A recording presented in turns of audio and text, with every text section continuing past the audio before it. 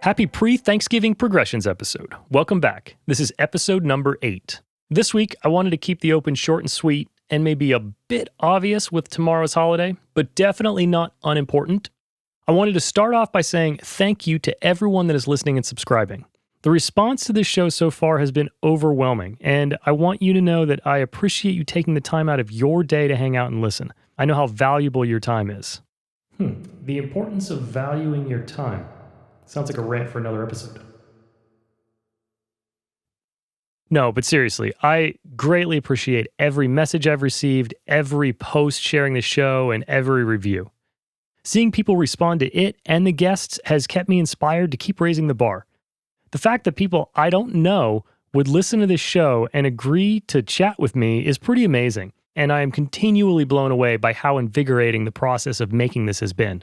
And while we're on our gratitude rant, I wanted to thank every guest that has taken the time to come onto the show and to be willing to share their tips and their goals for our listeners.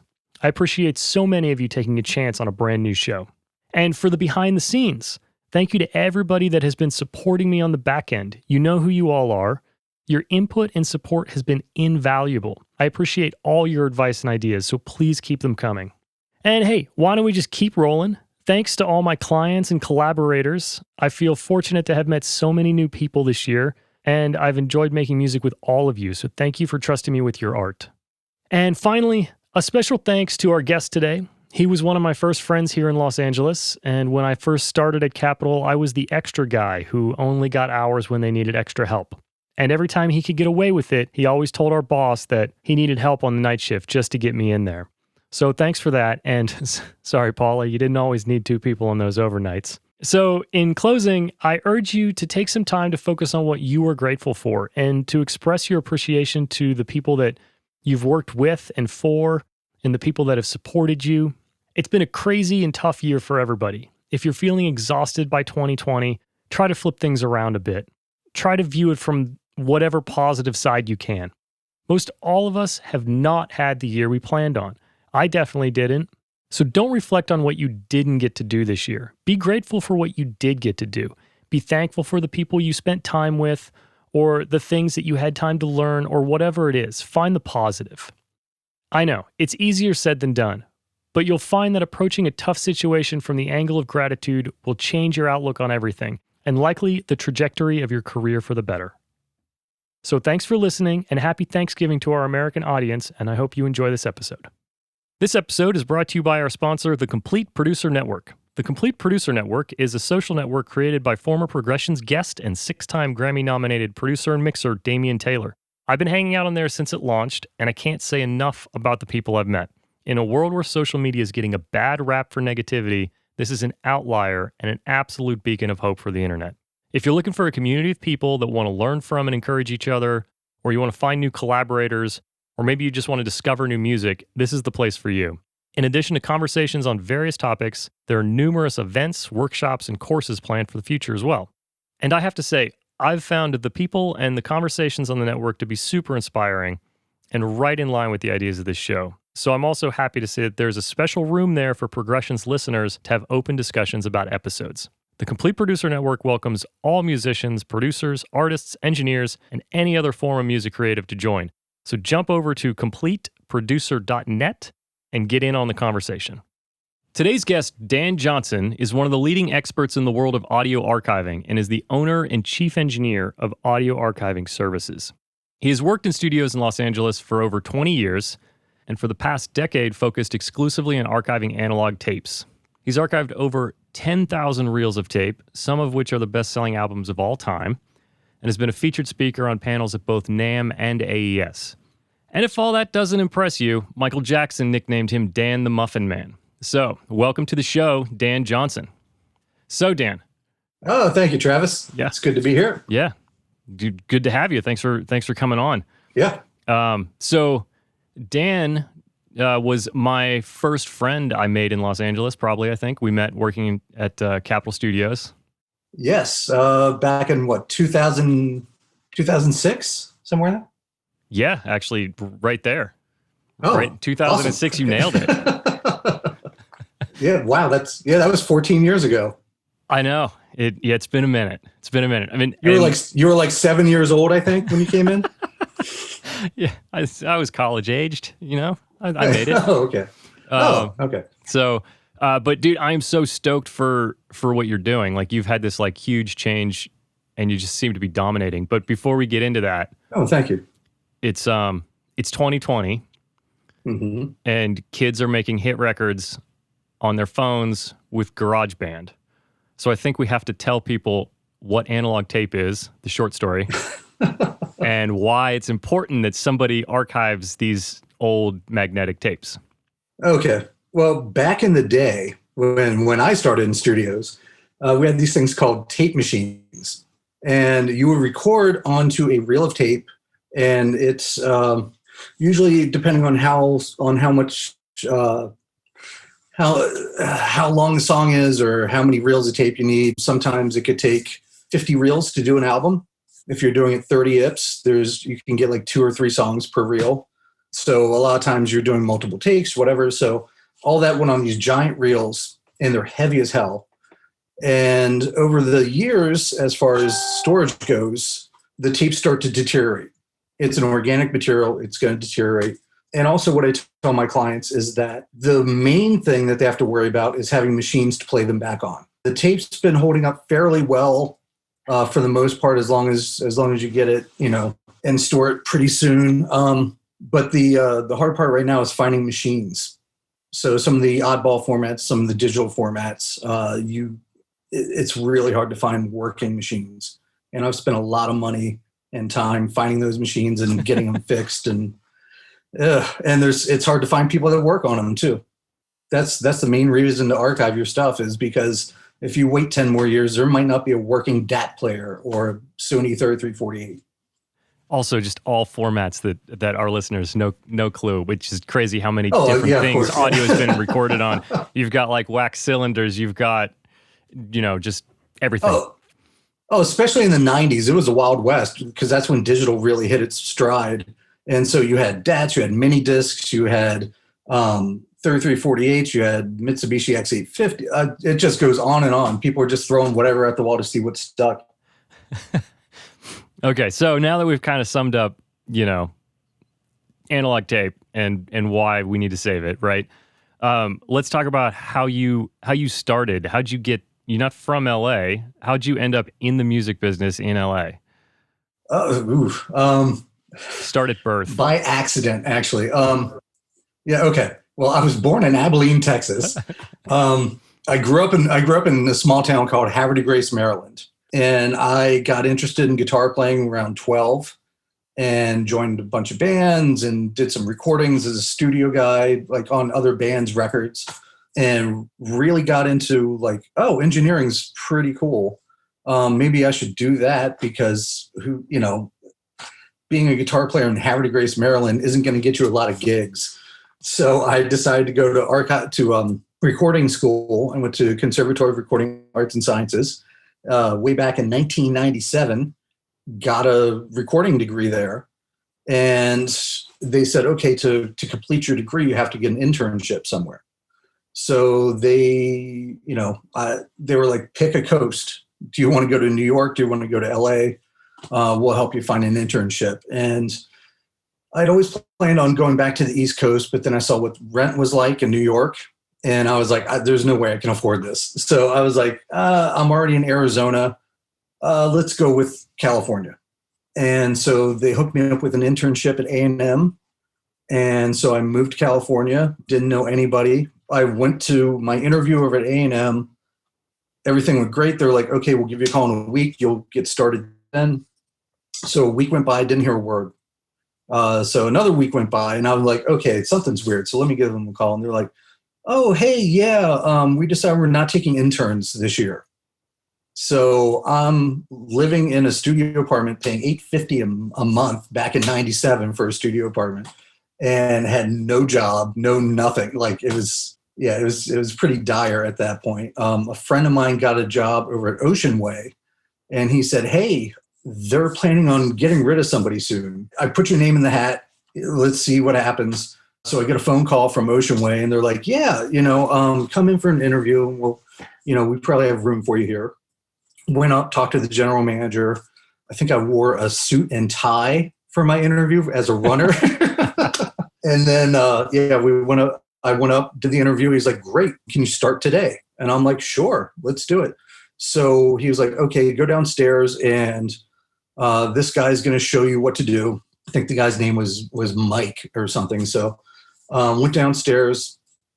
Mike's like, oh, you're the new guy. Congrats. Here, this is how you make coffee. This is where we keep the vacuum cleaner. This is where we keep the stuff to clean the toilets. Cool. Like the whole thing. So at the end of the day, we're all hanging out. The day shift is hanging out, waiting for the night shift to come in. And Mike gets called up to the office. And so, I'm like, oh, that's, okay, maybe they want to see how I was doing or whatever.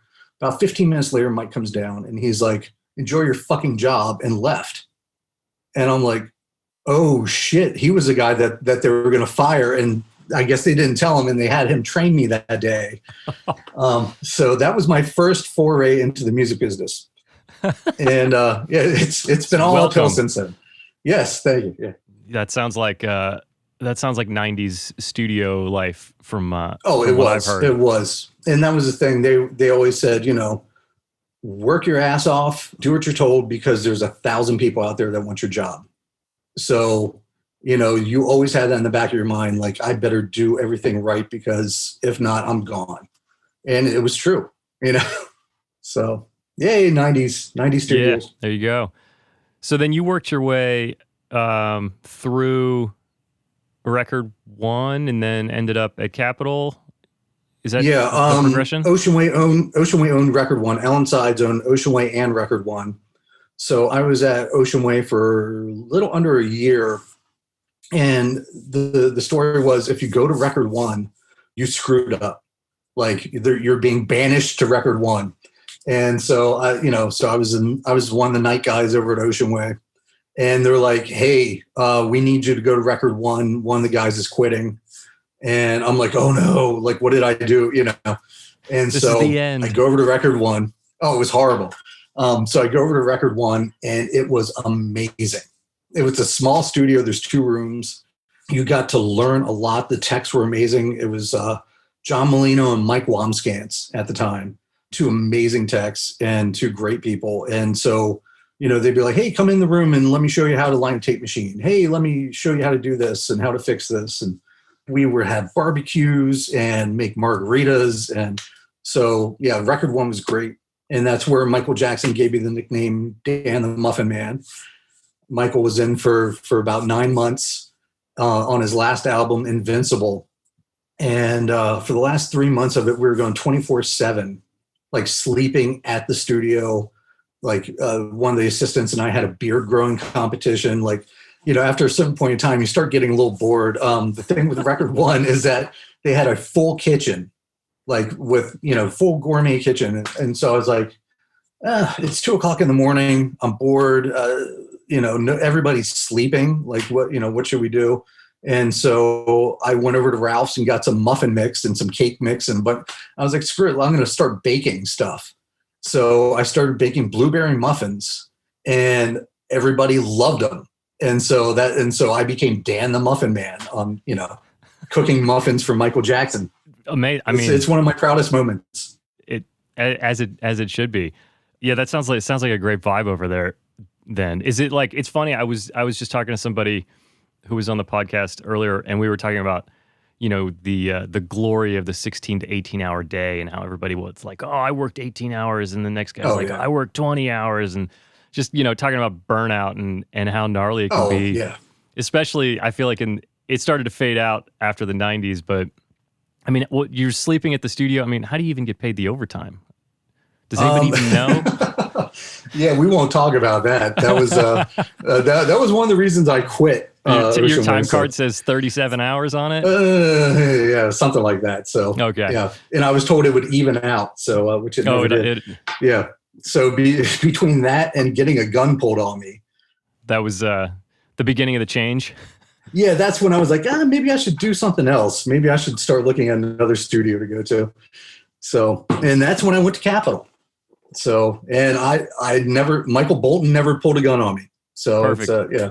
Yes. So when you were at Record One, was that when you first started getting into like lining the tape machines up, and were you doing some tape opping and like started to like get into how that world worked? With the yeah, in regards to analog tape, obviously, studio stuff you knew. Yeah, it started a little bit at Ocean Way. There's an engineer, Jim Scott. He was doing a band called Wilco. You might have heard of him. He was mixing them in Studio 3 over in the 6000 building. And I was in the hallway, like, I don't know, cleaning the wooden walls with Pledge or something stupid. And Jim comes down the hallway and he's like, "Hey, what are you doing?" And I'm like, nothing, just cleaning walls. And he was like, "Okay, get your ass in the studio." So I'm like, "Oh, okay." So I go in and he's like, "Have you ever edited tape before?" And I'm like, "Well, I think I did it once in school." And he was like, "Okay, get a razor blade." And the band's sitting there and they had this look like, "What the hell are you doing, man?" Like we just spent like tens of thousands of dollars on this album and you're letting some kid that you found in the hallway so he showed me how to edit half-inch tape and how he did it and like the correct way to do it. And I was nervous as hell, like the razor blade shaking, and the band saw that and they're shaking, and but we got through it. And it was definitely a teaching moment. And then after that, I would do thirding in the studio. They had so many assistants at the time that people were fighting for hours. So if all hell broke loose, I would go in and be an assistant for somebody, or I'd third on something. And then once I got to Record One, it was a bit more lax. And so I started doing a little bit more assisting and getting in the rooms and learning, the ins and outs of aligning tape machines and doing sessions. Right. And for our listeners, thirding would be, you got the main engineer, kind of was called the first engineer, assistant engineer was the second engineer, and the third was kind of like the guy that was probably most likely to get promoted next. But it was kind of your chance to get in there and learn some stuff. Yeah, it was more sit down, shut up, sit in the corner. Yeah, it was sit in the corner, shut up, document everything, and right. Let me know if there's a hum somewhere. Yeah. Yeah, and one day you'll get to do one of these other jobs. Exactly. Yeah. Okay, so you go over to Capitol and we worked there together for years. And then I remember you left and you started doing archiving. I don't know when that would have been, like 2010s or something maybe? It was about 2010 or so, yeah.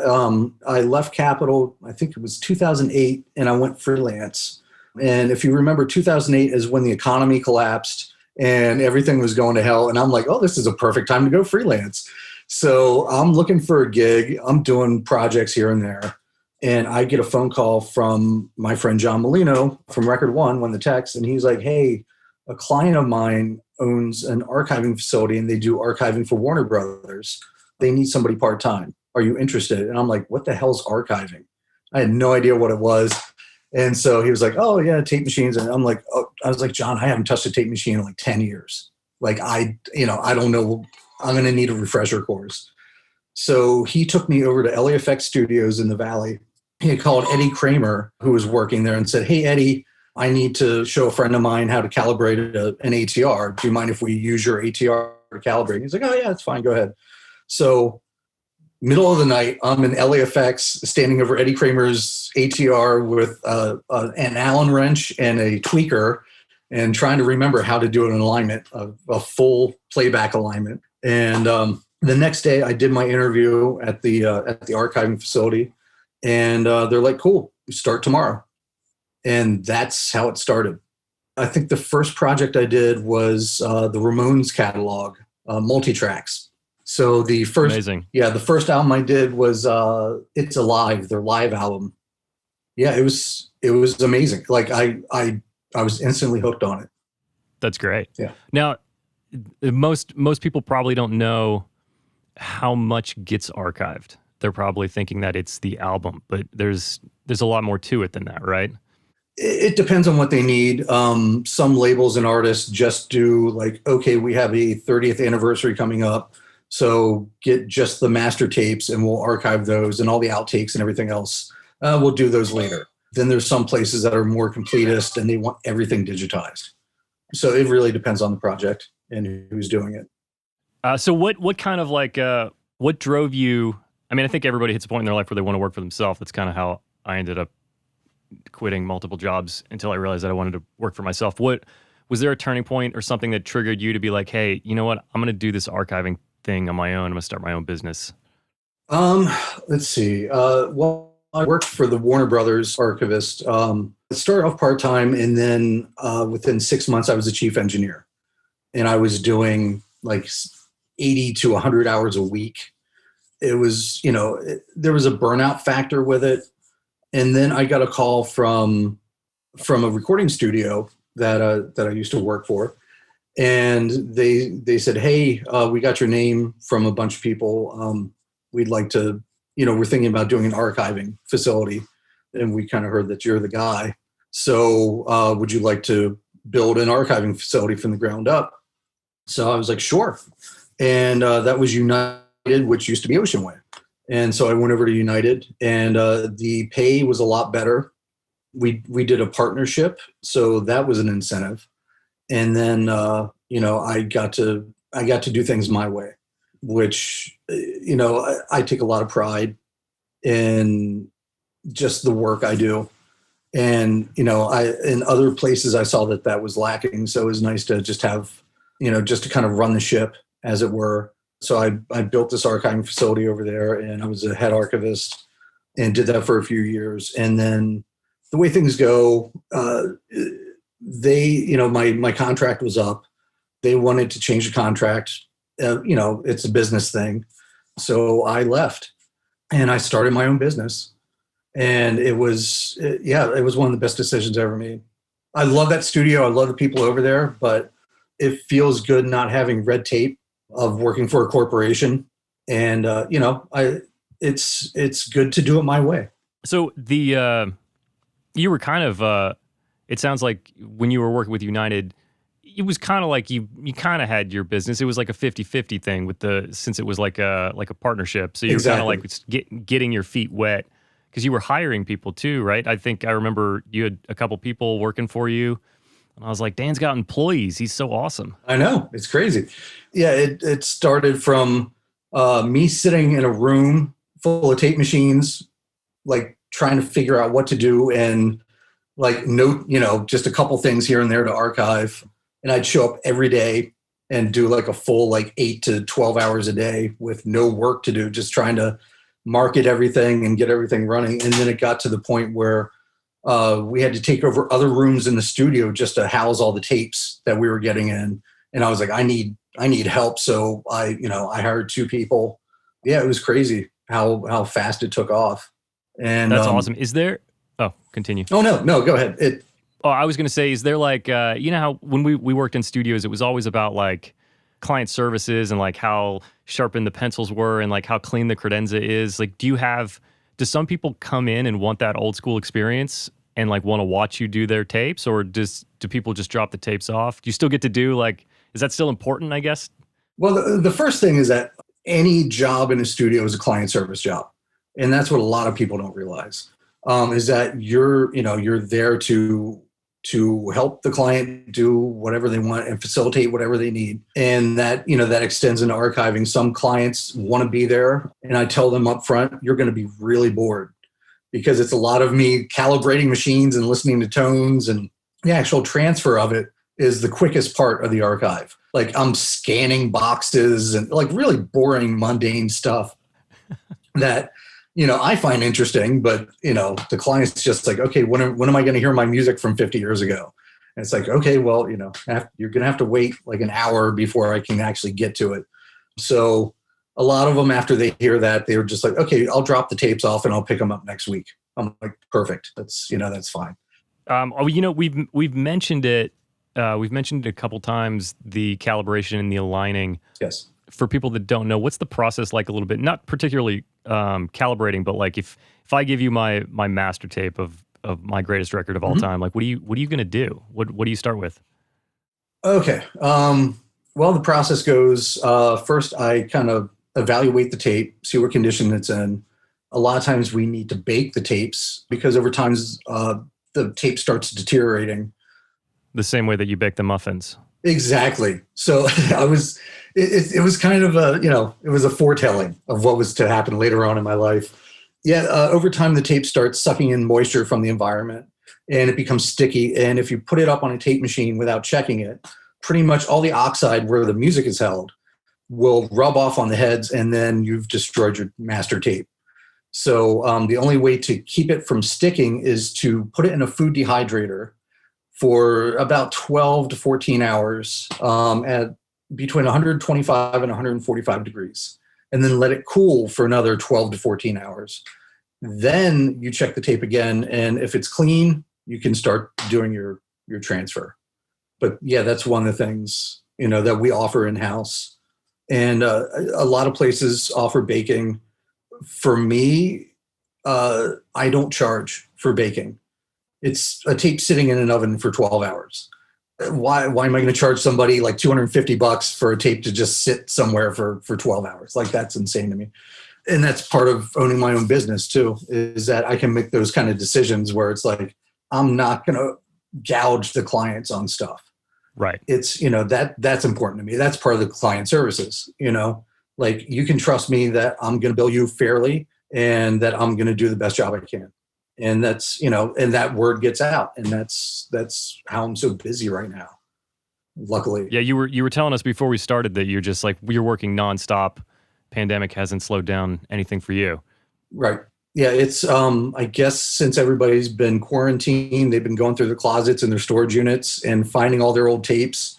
And since a lot of artists can't tour anymore, they're looking for things to monetize. And so, hey, here's an old demo from 1996. We can get this online and generate some money, because, a lot of those bands were planning on touring this year and their entire income is gone. So, a lot of bands. A lot of bands. Yeah. It's a crazy time in music right now. So, it's insane. We're glad you're busy. Me too. Yeah. I have a question about, so you've kind of like, you've worked for people and now you've built your own business from the ground up, essentially. Yes. And you went to an audio school that is maybe an 18-month, a 2-year school. Did you ever think to yourself, like, I can't believe I'm doing this. I don't have a business degree. Are you just super stoked that you did that? Were there things that you were like, I got to learn this. I'm going to grab a book. Anything that you did to teach yourself like this, like business stuff that musicians have no clue about? I had to learn everything from the ground up. It was crazy. And a lot of it I did when I worked for United, because I was doing all the work orders. I was just, scheduling everything, maintaining the tape logs. So that made it easier for me to transition into my own business. And then I had to learn taxes and incorporation and all the fun stuff that comes along with it. Right. So, all dirty, sinful words to it's horrible. To musicians. It's horrible. I always I have this in the last couple of years, this obsession with like productivity and like working more efficiently. And it's like, obviously you've probably stumbled on a lot of things that are making your day go faster. Is it anything specific that has been a big game changer for you? Oh, as far as making the day go faster? Yeah, a huge time saver, or hiring somebody to do something, or outsourcing something, or whatever? Not really. We do everything in house. Like, and I do a lot of the stuff. We have a person that comes in and does some invoicing every now and then, but since the pandemic, it's pretty much just been me at the office. A couple of my engineers have been coming in. We've been working out a shift system lately, just because we have so much work to do to get out that, I had to tap out for hey, I need to take a weekend off because, I'm going to burn out. So, but yeah, it's pretty much been me running the whole thing, which it's pretty stressful, but at the same time, it's rewarding. I know where where everything is. I know, how much money I'm making. I don't leave that up to somebody else. So. Right. Amazing. Well, as we come to our close, I like to put people on the spot just for a second and ask them what their current goal is, whether it's a Dan Johnson, like a personal goal, or is it an audio archiving service? Is there something that you're really trying to do? And then after you tell us what that is, you're going to have to tell us what the first thing you're going to do to accomplish that goal is. Oh, okay. That one's pretty easy. I would like to move into a larger facility. So that's my current goal right now. We are overrun with tapes and machines. I have a machine buying problem. So, like I said, tape machines are hard to come by in good working order. So when I find one, I buy one. So right now I have 3 storage units filled with like tape machines and racks and all kinds of stuff. So I would like to get a larger facility where we can house everything. Right now, I think we currently have probably 600 to 700 reels of tape in our tape vault. So I would like to get a larger tape vault just so we can house more tapes. So that's the current goal. And right now it's just getting the money together to get a bigger facility. Amazing. So good problems to have. That'd be awesome. Yeah, a very good problem to have. Very good I'm problem. very lucky. I have a 4-track behind me and a cassette that I need to transfer for somebody. How high would you rank that on quality of transfer? Well, quality of medium. It's funny. Like, I had a 4-track when I was 19, and a couple of years ago, I transferred some of my 4-track tapes, and I'll be damned if they didn't sound great. I was surprised at how well the quality was. I mean, it's not a 24-track Studer. It's not, but for being like a $300 Tascam from like 92, it sounded amazing. So perfect. It's all subjective. That's right. Well, exactly. Well, Dan, thank you so much, man. Like I said, I'm super happy that you're so busy and doing something that I think is super necessary. Oh, thank you. Obviously, you feel the same way. Yes, I do. I don't think people understand how much music is out there on a format that is aging. Not to mention, you have situations like the fire that some listeners may or may not know about that a lot of assets were destroyed in. But yeah, what you're doing is essential to coin a term from the current state of affairs here. But do you want to just let listeners know where they can find you, if you have a website or Instagram, if they have a catalog that they need to send your way? Oh, of course. You can find me at www.audioarchivingservices.com. I'm also on Instagram at Dan_audioarchiving. So very clever names. Also, props for the name Audio Archiving Services. I mean, that nails it right there. Sums it up. Yeah, it actually, that was one of the most painstaking things I ever had to do in my life, was trying to figure out the name for my business. And then I was like, I had people asking me, oh, do you do videotapes? Do you do this and that? And I was just like, okay, let's just make it simple for everybody. Audio Archiving Services. Done. I feel I'm trying to name this podcast right now as we speak. It's quite taxing mentally, but I think I'm getting close. It's like trying to name a kid. Well, that might be easier actually. So, yeah. Exactly. All right, man. Well, thank you so much. Thanks again for coming on. Oh, my pleasure, Travis. So that's it for episode number 8. I hope you all have a great Thanksgiving. Thanks for listening. Please subscribe and share if you're enjoying the show. And don't forget about CompleteProducer.net. Get over there and hang out with us. So we'll see you next week.